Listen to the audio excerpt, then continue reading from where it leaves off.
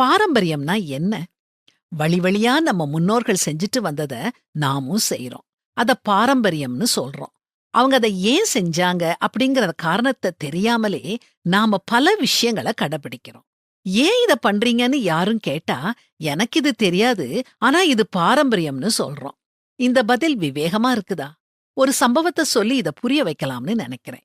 ஆர்மில ஒரு கேம்புக்கு ஒரு புது கமாண்டர் நியமிக்கப்பட்டாரு.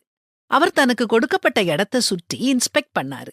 2 வீரர்கள் ஒரு பெஞ்ச காவல் காத்துக்கிட்டு நிக்கிறத அவர் பார்த்தாரு. ஏன் இத காவல் காக்குறீங்கன்னு கேட்டாரு. அதுக்கு அவங்க, எங்களுக்கு தெரியாது, முன்னாடி இருந்த கேம்ப் கமாண்டர் எங்க கிட்ட இந்த பெஞ்ச காவல் காக்க சொன்னாரு, அதனால நாங்க இங்க இருக்கிறோம். இது ஒரு வகை ரெஜிமெண்ட் பாரம்பரியம்னு சொன்னாங்க.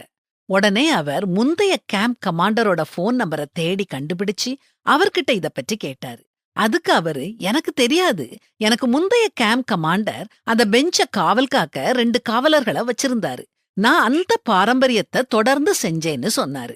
இவர் முன்னாடி அங்க வேலை பார்த்த இன்னும் 3 கேம்ப் கமாண்டர்ஸுக்கும் முன்னாடி பணி செஞ்ச கமாண்டரை கஷ்டப்பட்டு கண்டுபிடிச்சாரு. அவரு ஜெனரல் ஆகி ரிட்டையர்ட் ஆகி 100 வயசுல இருந்தாரு.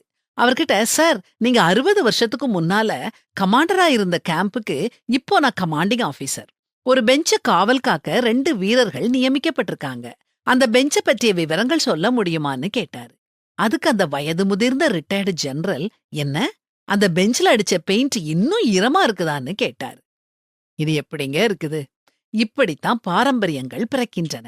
லௌகிக ஞானத்தினாலும் மாயமான தந்திரத்தினாலும் ஒருவனும் உங்களை கொள்ளை கொண்டு போகாதபடிக்கு எச்சரிக்கையாயிருங்கள். அது மனுஷர்களின் பாரம்பரிய நியாயத்தையும் உலக வழிபாடுகளையும் பற்றினதே அல்லாமல் கிறிஸ்துவை பற்றினதல்ல அப்படின்னு பரிசுத்த வேதாகமும் நமக்கு எச்சரிப்பு கொடுக்குது.